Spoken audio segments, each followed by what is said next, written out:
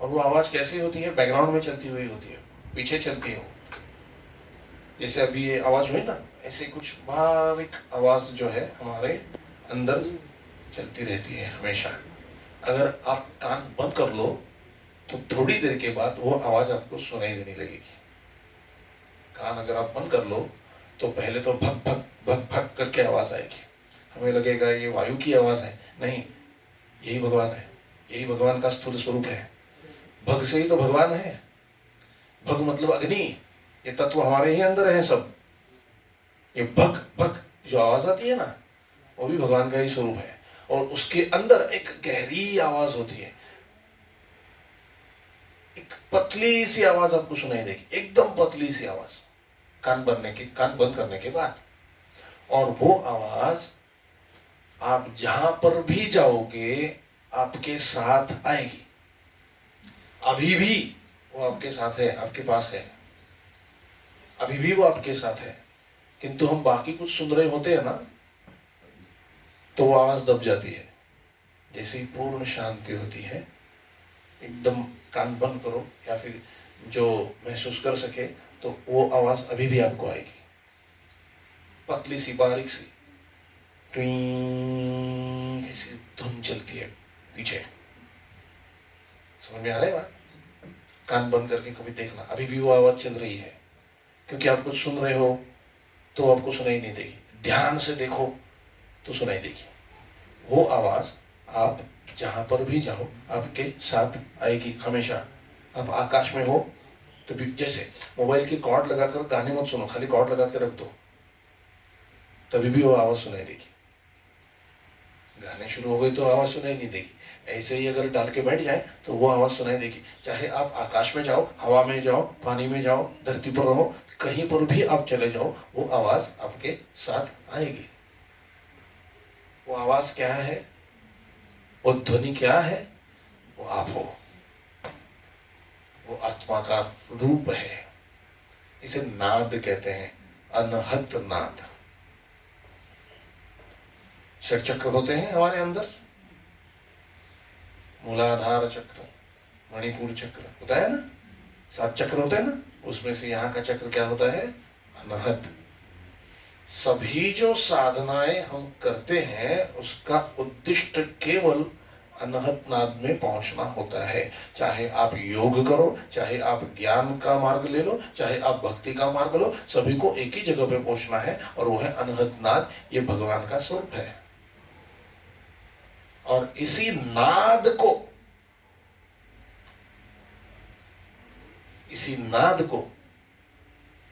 नाम कहते हैं, भगवान का नाम।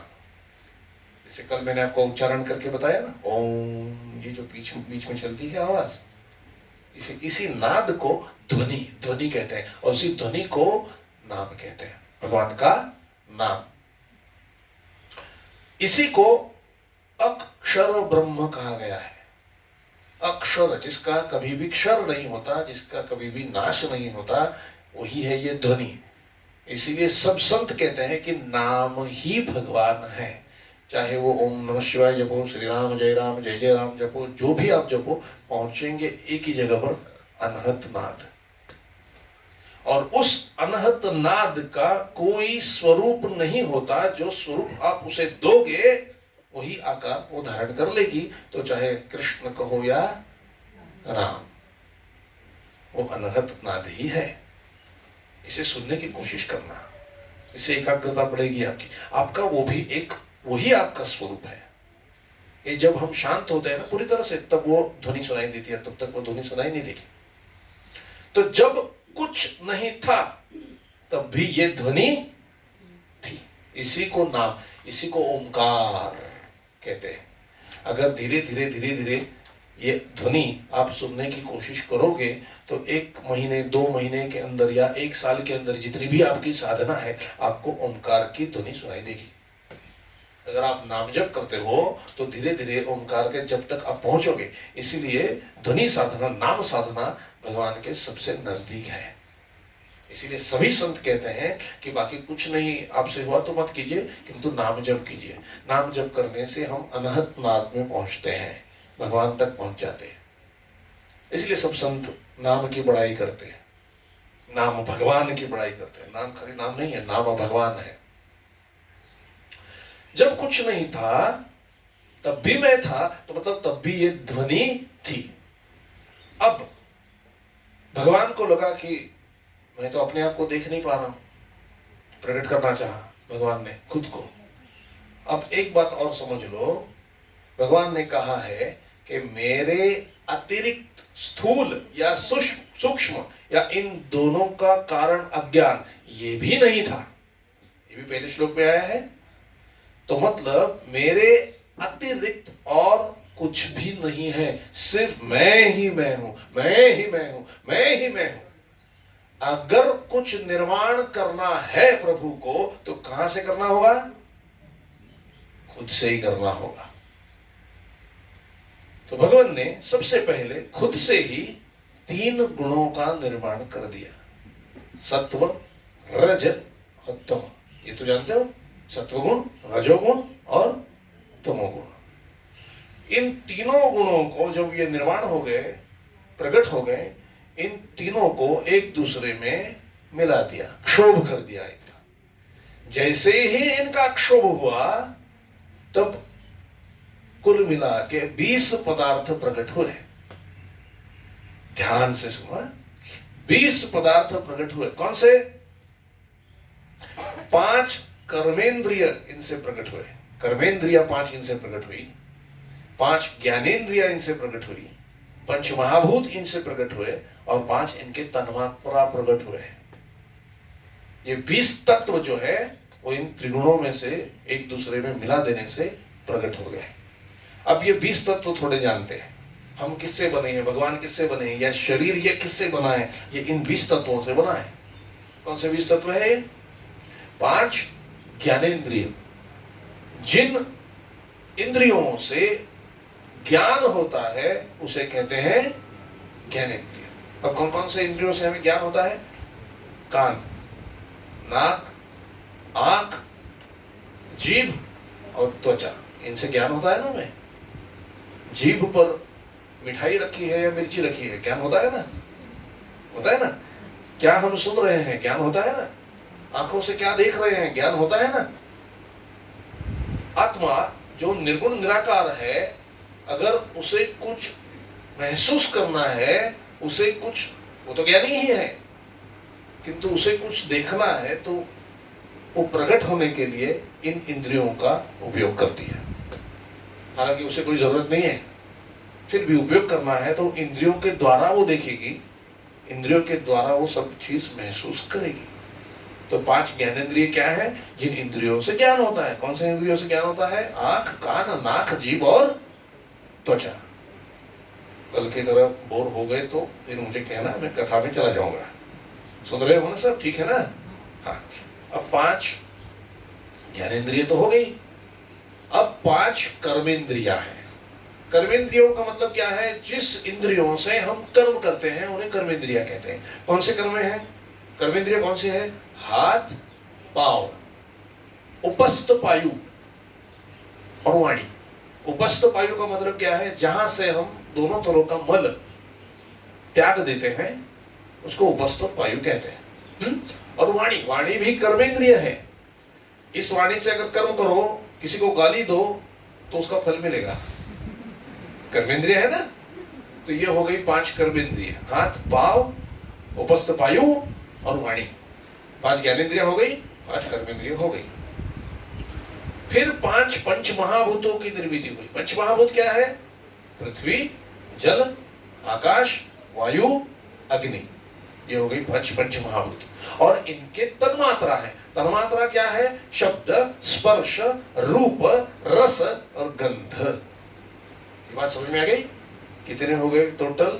20 तत्व। इस 20 तत्व से प्रभु ने मनुष्य शरीर बनाया, मतलब खुद को प्रकट करने के लिए एक शरीर बनाया।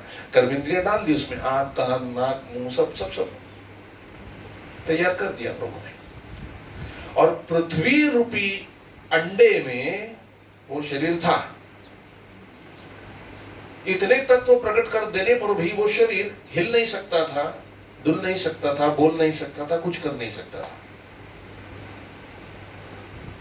प्रभु सोचने लगे कि मैंने इतने तत्वों का निर्माण तो कर दिया, मनुष्य शरीर भी बना लिया, फिर भी ये हिल नहीं रहा, डुल नहीं रहा, बोल नहीं रहा, कुछ नहीं।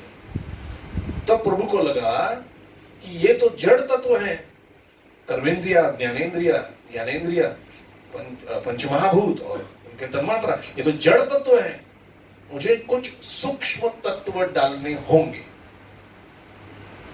सूक्ष्म तत्व फिर बनाने का प्रयास प्रभु ने किया। उन्होंने 5 सूक्ष्म तत्व बनाए, चार सूक्ष्म तत्व उन्होंने बनाए। कौन से बनाए? मन, बुद्धि, चित्त, अहंकार, ये 4 तत्व बनाकर उस शरीर में डाल दिए। तभी भी शरीर नहीं हिला। हमें ये जड़ शरीर चला रहा है या सूक्ष्म शरीर चला रहा है? सूक्ष्म। कैसे? गाड़ी जो कार होती है वो तो जड़ होती है, उसके अंदर जो बैठकर ड्राइवर होता है ना, वो उसे चलाता है, गाड़ी अपने से नहीं चलेगी। तो ये ड्राइवर को सूक्ष्म तत्व कहा गया है। बात समझ में आ रही है? तो मन, बुद्धि, चित्त, अहंकार ये सूक्ष्म तत्व है, ये जड़ शरीर को चलाने वाले हैं। देखो, अपने आप से ये शरीर नहीं उठेगा। मन को लगे कि जाकर चाय बनानी चाहिए, ठंड बहुत पड़ रही है, जब मन में ये बात आए, मन ने अगर ये संकल्प कर लिया, तो आप कितने भी आलसी हो, आप उठकर चाय करोगे, क्योंकि संकल्प किसका है? मन का है। शरीर अपने से कुछ नहीं करता। हम कहते हैं ना, हम थक गए, शरीर थका हुआ है, उसको पता ही नहीं है थका है या काम कर रहा है, शरीर को पता ही नहीं है। ये बात कौन बता रहा है? अरे तुम तो बहुत थक गए। कौन है ये बदमाश? मन है। सुनो मनीराम की चाल, ये मन ही बताता है तुम थक गए हो, तुम उदास हो गए हो, तुम निराश हो गए हो, तुम तो बहुत हर्ष उल्लासित हो, तुम्हें तो आनंद आ रहा है। ये सब भटकाता कौन है? मन भटकाता है। और जैसे मन भटकाता है हम वैसे भागते हैं। तो सूक्ष्म जो है जड़ को चला रहा है। मन, बुद्धि, चित्त और अहंकार, ये सूक्ष्म तत्व। फिर भी वो शरीर नहीं हिला। ठीक है? फिर प्रभु ने सोचा, सूक्ष्म शरीर होने के बाद भी ये शरीर नहीं हिल रहा, अब मुझे ही खुद को जाकर उसमें बैठना पड़ेगा। ये तो 24 तत्व हो गए, तो 25 और तत्व प्रभु स्वयं आत्मस्वरूप उस शरीर में जाके विराजमान हुए, तब वो शरीर हिलने डुलने लग गया। और कल हमने क्या देखा? वो आत्मा कौन है? हम है। ठीक है? वही भगवान का स्वरूप है। शरीर के अंदर प्रवेश करने से ही शरीर हिलने डुलने लग गया। अब इस बात को मैं यहीं पर थोड़ा रोकता हूं और थोड़ा समझते हैं, और आगे जाके फोन पे बात ना करें, बाहर जाके बात करें, अच्छा रहेगा। फिर वापस आकर के बैठो, कोई प्रॉब्लम नहीं है। कोई जरूरी बात होगी कर लो बात, कोई टेंशन नहीं है। मोबाइल साइलेंट मोड पे रखो, फोन आया तो उसको अटेंड करो, बाहर जाके बात करो, वापस आओ, कथा में बैठो, कोई प्रॉब्लम नहीं है। नहीं तो कथा की जगह पर वही बात चलती रहेगी, क्या होगा क्या होगा। क्योंकि मैं खुद इससे गुजर चुका हूँ। मैं भी जब कथा सुनने बैठता था गुरुदेव के पास, तब भी हमारे मोबाइल बजते रहते थे। तो हम ऐसे ही करते थे, बाहर जाते थे, बात करते थे, वापस आके बैठते थे। कोई नहीं है, कोई टेंशन नहीं है, बात कर लो, आराम से आके बैठो, आराम से कथा सुनो। मैं तो कहता हूँ सभी को, इसको सोना भी हो तो थोड़ी देर के लिए सो जाओ, फिर से उठ के कथा सुनो। चाय की तलब लगी है तो जाकर चाय पी के आओ, वापस आकर के बैठो। किसी भी तरह से अपना मन जो है वो कथा में लगना चाहिए, फिर कौन से भी तरीके से, उसी से आपको फल मिलेगा। क्षमा चाहता हूँ।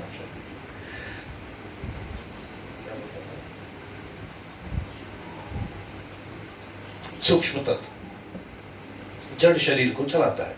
अब शरीर तो हिलने डुलने लग गया, यहां पर मैं थोड़ा रोकता हूं। अब थोड़ा समझते हैं इसको। हम क्या हैं? क्या ये 20 तत्व हम हैं? क्या ये 4 तत्व अंतःकरण चतुष्टय जिसे कहते हैं, मन, बुद्धि, चित्त, अहंकार, क्या ये है हम? या 25वां तत्व जो आत्मा है वो है हम? कल तो हमने देख लिया कि हम आत्मस्वरूप है। कैसे?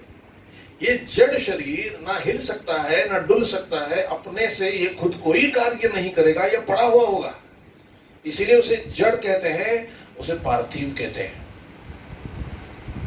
प्रेत हिल सकता है क्या? प्रेत में तो सभी है, ज्ञानेंद्रिय है, कर्मेंद्रिय है, पंचमहाभूत है, उनके तन्मात्रा है ना? घर में अगर कोई प्रेत पड़ा हो, कोई गुजर जाए, तो ये 20 तत्व तो पड़े हुए हैं। उनको उठाओ, थोड़ा चाय पी लो, फिर लेटो। देखो लेटते हैं क्या, उठते हैं क्या? नहीं उठेंगे, क्योंकि ये 20 तत्व अपने से हिल नहीं सकते, कुछ कर नहीं सकते। देखो, और ये बात हम समझते हैं, किसी का नाम अगर कुछ हो, ऐसा सोचो कोई चौबे हो और वो गुजर जाए, तो हम क्या कहते हैं? चौबे जी गुजर गए, वो निकल गए। लेकिन हॉस्पिटल से अभी घर नहीं आए हैं, तो हम पूछते क्या है? चौबे जी को घर लाया है? ये नहीं पूछते हम लोग। क्या पूछते हैं? बॉडी घर पर आई है ना? इसका मतलब हम जानते हैं कि वो क्या है? बॉडी। चौबे जी उसमें है ही नहीं, वो तो निकल गए। मतलब इनडायरेक्टली हम सच बोलते हैं, किंतु उसको मान्य नहीं करते। मान्यता में अभी तक वो बात नहीं आई है। जिस दिन मान्यता में आ जाएगी तो हम छूट जाएंगे उससे, ठीक है ना? तो ये 20 तत्व अपने से कुछ नहीं कर सकते, जड़ तत्व है। इसीलिए जब तक भगवत गीता चल रही थी, प्रभु अर्जुन को समझा रहे थे, तब तक वो उसे पार्थ कह रहे थे। पार्थ, पार्थ, पार्थिव, पार्थ, पार्थिव, पार्थ, मतलब जड़ बुद्धि। क्यों नहीं समझ रहे हो? और जब पूरी गीता कहने के बाद अर्जुन ने कहा कि प्रभु मेरा मोह नष्ट हो गया है, अब आप जैसे कहो मैं वैसे करूंगा, तब भगवान उसे पुकारते हैं हे अर्जुन। अर्जुन का मतलब क्या है? जो सबसे पुराना है, आत्मा। तब उसे हे अर्जुन, हे भारत कहा गया। भारत का मतलब पता है? हमारे देश का नाम इंडिया इंडिया नहीं है। इंडिया का फुल फॉर्म पता है क्या है? इंडिपेंडेंस डिक्लेयर्ड इन अगस्त। ये थोड़ी किसी देश का नाम होता है। हमारे देश का नाम भारत है। भारत देश, भारत माँ। भारत का मतलब क्या है? भा मतलब अध्यात्म ज्ञान, और रत मतलब अध्यात्म ज्ञान में, प्रभु में जिस देश के लोग हमेशा रत रहते हैं, रमण करते हैं, उसे भारत कहा गया है। ये हमारे देश की व्याख्या है, ये हमारे देश का नाम है भारत। इसलिए अर्जुन को प्रभु क्या कहते हैं? हे भारत। बात समझ में आ रही है? तो ये 20 तत्व अपने आप से कुछ नहीं कर सकते। सूक्ष्म तत्वों का काम क्या है? ये कर सकते हैं सब कुछ, किंतु उन्हें सहायता लेनी पड़ती है जड़ शरीर की। 20 तत्व अगर नहीं हो तो ये 4 तत्व भी कुछ नहीं कर सकते। पिशाच योनि, मन है उनके पास, बुद्धि है, चित्त भी है, अहंकार तो बहुत होता है, लेकिन वो कुछ कर नहीं पाते। उनको दूसरों के शरीरों की जरूरत पड़ती है ना? वो दूसरों के शरीरों के अंदर प्रवेश करेंगे तभी कुछ परख कर पाएंगे। अगर शरीर में उनका प्रवेश नहीं हुआ तो वो कुछ नहीं कर पाते। इसका मतलब उनको जो भी करना है उसके लिए उन्हें 20 तत्वों की जरूरत पड़ती है। ये एक दूसरे पर निर्भर हैं, अपने आप से कुछ नहीं कर पाते। फिर भी जड़ शरीर से सूक्ष्म तत्वों की ताकत ज्यादा है। अब ये मन बुद्धि चित्त अहंकार क्या है, इसे समझ लीजिए, फिर हम क्या है ये हमें अपने आप समझ में आ जाएगा। मन क्या है? मन का काम क्या है? मन का स्वरूप क्या है? मन का स्वरूप है विचार। अगर विचार नहीं है तो मन नहीं है। बात देखो थोड़ी गहराई वाली है, थोड़ा समझो इसे। अगर एक भी विचार नहीं रहा तो क्या बचेगा? वहां पर मन नहीं है। विचार है इसीलिए मन है, और मन है इसीलिए विचार है। और मन का काम क्या है? तरह तरह के संकल्प और विकल्प करना, यही मन का काम है। संकल्प करना, कोई काम करना, चलो आज से ये कर लेंगे, आज से ये कर लेंगे, फिर आधा संकल्प होने के बाद जाने को छोड़ दो, कोई बात नहीं, ये क्या करना है, इसमें नहीं करना है। दोनों तरफ ये मन जो है आपको हमेशा किसी भी चीज के दोहराए पर लाकर खड़ा करेगा। इस मार्ग से जाना है या इस मार्ग, कंफ्यूज ही करता रहेगा हमेशा, किसी एक मार्ग पर चलने नहीं देगा। यहाँ जाऊं यहाँ जाऊं, यहाँ जाऊं कि यहाँ जाऊं, यहाँ जाऊं कि यहाँ जाऊं, वो निर्णय नहीं कर पाएगा। मन केवल संकल्प विकल्प करके आपको रास्ता बताएगा, किस रास्ते पे चलना है इसका निर्णय मन नहीं देगा। और जिस रास्ते पर आप चलोगे वो वहां से आपको पीछे की तरफ ही खींचेगा। देखो वो मन क्या कहता है हमें, अरे कितना बोल रहा है वो आदमी, आपको गुस्सा करो उसको। फिर हम क्रोध में भर जाते हैं। उसकी ताकत इतनी होती है मन की कि हम एकदम क्रोध के आवेश में आ जाते हैं और झगड़ा करके बैठ जाते हैं, गाली देके झगड़ा करके बैठ जाते हैं। फिर हमें ही तकलीफ होती है। थोड़ी देर के बाद ये मन ही कहता है, ना होत करते झगड़ा तो अच्छा था, किसने कहा था झगड़ा करने के लिए। यही बदमाश मन है। देखो सुबह उठना किसी को पसंद नहीं है ना। तो जैसे ही आप अलार्म लगाओ घड़ी में, तो ये मन क्या, मनीराम क्या कहेगा, अरे बंद करो सो जा, क्या है उसमें, क्या उठना है सुबह जल्दी। और अगर आप मनीराम की सुन लेते हैं, अलार्म बंद करके सो जाते हैं और फिर थोड़े से देरी से उठते हैं, तो पछतावा क्या होता है, जल्दी उठते तो काम हो जाता, क्यों सो रहे हैं। ये कौन कह रहा है, मन ही कह रहा है। ये मन ही कह रहा है। ढोलक बजाते हैं ना दोनों तरफ से, ये मन का काम वही है। मनीराम दोनों तरफ से ढोलक बजाते हैं। ये भी करने नहीं देते, वो भी करने नहीं देते, फंसा के रख देते हैं। देखो बीमार कौन है, जो मन की सुनता है वो बीमार है। दवाई ज्यादा कौन खा रहा है, जिसके दिमाग में बहुत विचार है, सोच नहीं रहा क्या कर रहा है, कंफ्यूज है, वो दवाई खा रहा है। क्योंकि नींद उड़ जाती है, उसका काम है नींद उड़ा देना। अलग अलग विचार, दो अलग अलग विचार मन में चलने लग जाएंगे तो आपकी नींद उड़ जाएगी। और विचार एक ही मन में रहेगा तो नींद बहुत अच्छी आएगी, और एक भी विचार नहीं होगा तो और अच्छी नींद आएगी। तो सुनो, मन का काम क्या है, संकल्प और विकल्प करना। ये जो 20 तत्व पड़े हुए हैं ना, इसकी कीमत शून्य है। इस शरीर की कीमत शून्य है। बताऊं कैसे? देखो, इस शरीर की कीमत एक फटी हुई चप्पल से भी गई गुजरी है। आप कहते हो ये आप क्या कर रहे हो महाराज जी, हम इस शरीर को इतना सजाते हैं, इतना तैयार करते हैं, इतना सुंदर दिखने की कोशिश करते हैं, और उसे आप फटे हुए चप्पल की उपमा दे रहे हो। अरे फटी हुई चप्पल अच्छी है, लेकिन ये शरीर उससे भी गया गुजरा है। कैसे? देखो, एक गरीब आदमी मंदिर में दर्शन के लिए गया, उसके पैर में एक ही चप्पल थी और वो भी फटी हुई थी, वही पहन के जा रहा था हमेशा दर्शन की। एक बार मंदिर में बहुत भीड़ हुई, बहुत चप्पलों का ढेर पड़ा हुआ था, तो उसे लगा एक ही चप्पल में पहनता हूं, कहीं ये भी चोरी ना हो जाए।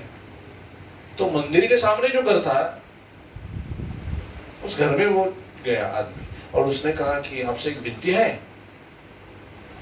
ये चप्पल यहाँ रखकर जाऊं, मैं दर्शन करके आ जाता हूं। अब वो सामने वाले घर में जो थे वो बड़े भक्त थे, तो कहा चलो अच्छा है, दर्शन के लिए जा रहे हैं तो अच्छा, हाँ रहने दो, वैसे तो चप्पल फटी हुई है किंतु रहने दो। हाँ हाँ रखो रखो, भगवान के दर्शन के लिए जा रहे हो ना, रख दो, यहीं पर रख दो आपकी चप्पल, और जैसे दर्शन हो जाए वापस आके ले जाना। बोले ठीक है। थोड़े दिन बाद उसी शहर में एक धनवान आदमी की मृत्यु हो गई, और उसे लेकर जा रहे थे, उसके शरीर को मतलब 20 तत्व को लेकर जा रहे थे। इतने में इस मंदिर के सामने से ही जा रहे थे, बारिश हुई, जोर से बारिश होने लगी, तो बाकी तो भाग गए। वो जो 4 थे उन्होंने उसी घर में जाकर के पूछा कि अरे बारिश हो रही है, थोड़ा रखो इसको। अरे वो आदमी क्या पागल वगल तो नहीं हो गए, ये क्या रखने की चीज है? अरे बड़ा धनवान आदमी, अरे आदमी है कहाँ वहां पर, 20 तत्व पड़े हुए, ये ले जाओ, अशुभ है, ये हमारे घर में नहीं रखना। अरे थोड़ी देर के लिए बारिश खत्म हो जाए तो ले जाएंगे। नहीं नहीं लेके जाओ। अब बताओ, फटी हुई चप्पल रख सकते हैं, शरीर को रखते हैं क्या? और हम किसे सजा रहे हैं? इसीलिए मैं कहता हूँ फटी हुई चप्पल से भी गहर गुजरे है ये शरीर, कोई काम का नहीं है। आप इसे जितना ज्यादा सजाओगे ना, ये उतनी ज्यादा तकलीफ देगा। जितने ज्यादा इसे प्यार करोगे ना, ये उतना ज्यादा तकलीफ देगा। खा खा के बिगाड़ो इसको, फिर देखो कई तरह के बीमारियां जो है वो प्रकट कर देगी अंदर से। ये आपका शत्रु भी है और मित्र भी है। इसे संसार में लगाओगे तो ये आपका परम शत्रु है, और इसे परमार्थ में लगाओगे तो ये आपका परम मित्र है। इसी शरीर के द्वारा प्रभु की प्राप्ति हो सकती है। मन का काम क्या है? संकल्प और विकल्प करना। ठीक है, मन हमेशा संकल्प और विकल्प ही करेगा। इससे आगे और थोड़ा श्रेष्ठ है बुद्धि। मन पे बुद्धि का अंकुश है। जब मन संकल्प और विकल्प करता है तो उन दोनों में से क्या करना चाहिए इसका निर्णय बुद्धि करती है। यानी ये सही रास्ता है, इसी को पकड़ के चलो। मन उसे भटकाने की कोशिश करता है, किंतु ये क्या कहता है बुद्धि क्या कहती है? नहीं, ये रास्ता सही है, इसी रास्ते से चलो। तो निर्णय हो जाता है, और फिर आप सही रास्ते पे या गलत रास्ते पे चले जाते हो बुद्धि की निर्णय की वजह से। किंतु कलयुग में बुद्धि भी कैसी होती है? मलिन होती है। तो जैसी बुद्धि वैसा कार्य वैसा फल। इसीलिए सब संत कहते हैं कि कलयुग में अपने मन और बुद्धि का भरोसा नहीं करना चाहिए। मय्येव मन आधत्स्व मयि बुद्धिं निवेशय निवशिष्यसि मय्येव अतः ऊर्ध्वं न संशयः। मुझ में मन और बुद्धि लगाओ, फिर तुम में और मुझ में कोई फर्क नहीं रहेगा। क्योंकि जैसे ही तुम मन और बुद्धि लगा दोगे, आपका चित्त भी यहाँ पर आ जाएगा और आपका अहंकार भी यहाँ पर मेरे शरण में आ जाएगा, और आप पूरी तरह से शुद्ध हो जाओगे। मैं और आप एक हो जाएंगे। भगवत गीता। तो मन और बुद्धि भगवान में ही लगानी चाहिए। बुद्धि का काम क्या है? निर्णय देना। इससे आगे और सबसे महत्वपूर्ण है चित्त। चित्त, आज मेरा चित्त नहीं लग रहा, आज मेरा चित्त ठीक नहीं है। चित्त, ये चित्त क्या है? ये सबसे इंपॉर्टेंट फैक्टर है इन चारों में से। क्या है इसमें? आपने अब तक जितने जन्म लिए हैं उनके द्वारा जो जो कर्म आपने किए हुए हैं, अच्छे बुरे, इन सब का रिकॉर्ड इस चित्त में है। अभी कई प्रवचन कीर्तन ये सब जो होता है, जो हम भजन करते हैं या कथा सुनते हैं, बहुत सी कथाएं भी छोटे से पेन ड्राइव में आ जाती है ना, चिप में आ जाती है, मोबाइल में आ जाती है।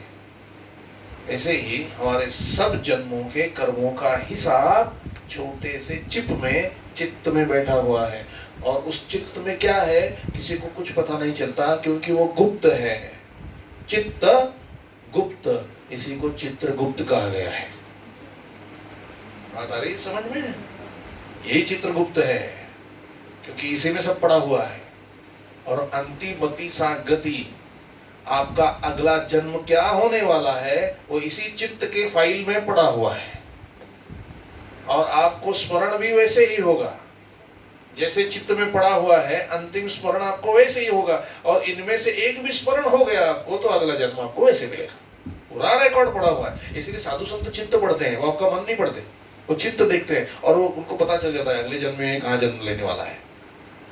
चित्त देख लेते हैं, चित्त में पूरी फाइल पड़ी हुई है अब। और इस जन्म में जो हम कर्म करेंगे उसका हिसाब तो और अलग है, वो भी उसमें स्टोरेज में चला जाएगा, उसमें चला जाएगा, और उसको भोगना पड़ेगा। तो ये चित्त है। तो चित्त मुक्ति का द्वार कैसे है? देखो, ये चलायमान होता है। ये तीन तत्व जो है मन बुद्धि चित्त, ये चलायमान होते हैं अहंकार की वजह से।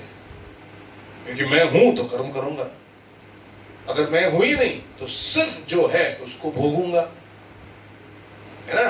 अब मेरे हजार समझो मेरे हजार कर्म पड़े हुए हैं, और उनमें से एक कर्म है ये आकर मुझे गाली देगा, ये मुझे भोगना है। देखो थोड़ा सा डीपली सुनो उसको। मेरे 1000 कर्म पड़े हुए हैं, कर्म की वजह से शरीर मिला है, ठीक है, ये बात ठीक है। कर्म की वजह से शरीर मिला हुआ है, उसे भोगना है। अब मेरे 1000 कर्म भोगने के लिए तैयार है, उसमें से एक कर्म ये है कि ये आकर के मुझे गाली देने वाले हैं। तो अगर मैं उसको शांति से सह गया तो 999 बच जाएंगे, ठीक है ना। अगर मैंने उसको दोबारा गाली दे दी, प्रतिक्रिया दे दी, तो कितने हो जाएंगे? 1001 करना। मतलब वो 1000 तो आपको भोगने ही है, लेकिन इस जन्म में जो एक्स्ट्रा कर्म आपने किया हुआ है उसका भी रिकॉर्ड हो जाता है। भले ये रिकॉर्डिंग हो ना हो, उसकी रिकॉर्डिंग हो ही जाती है पक्की।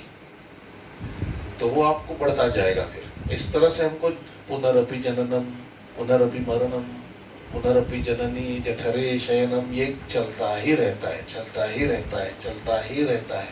अभी आप देखोगे तो छोटे छोटे बच्चे कहते हैं कि हम थक गए हैं, हम उन पर हंसते हैं, इतनी सी उम्र में क्यों थक गए। छोटे छोटे बच्चे जो है आत्महत्या कर रहे हैं, कॉलेज के स्टूडेंट्स। क्यों? ये सोचा है आपने?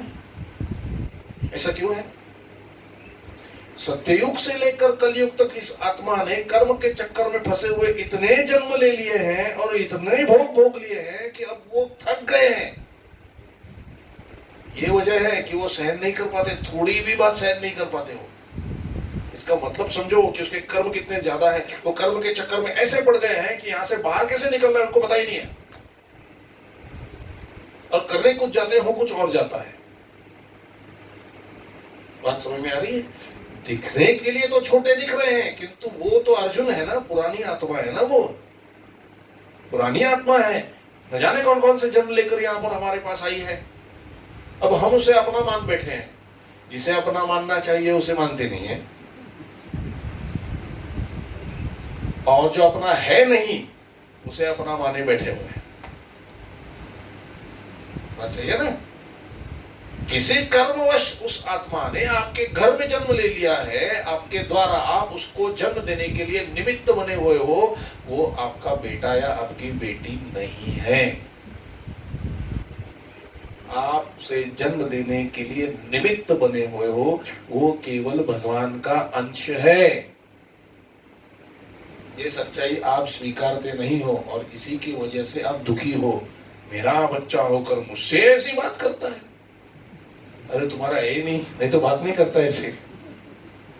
किसका है? उसका है।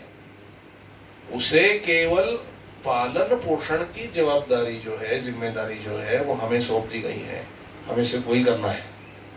हम उसमें अपनापन करके बैठ जाते हैं और दूसरे जन्म की तैयारी कर लेते हैं। यही अपनापन अगर हम भगवान में करते हैं तो सभी कर्म मिट जाएंगे और हम मुक्ति को प्राप्त हो जाएंगे। ठीक है? अपनापन किससे करना है? केवल सद्गुरु से, केवल भगवान से ही करना है, बाकी और किसी से कुछ नहीं करना। तो ये सब रिकॉर्ड कहां पर है? चित्त में पड़ा हुआ है। अगर इस चित्त को मैंने साफ कर दिया, एकदम कुछ पड़ा हुआ ही नहीं है उसमें, अगर उसमें कोई रिकॉर्ड ही नहीं है तो क्या होगा? सोचो क्या होगा। अगर उसमें कोई पता ही नहीं चलेगा, उसमें कुछ है ही नहीं, चित्त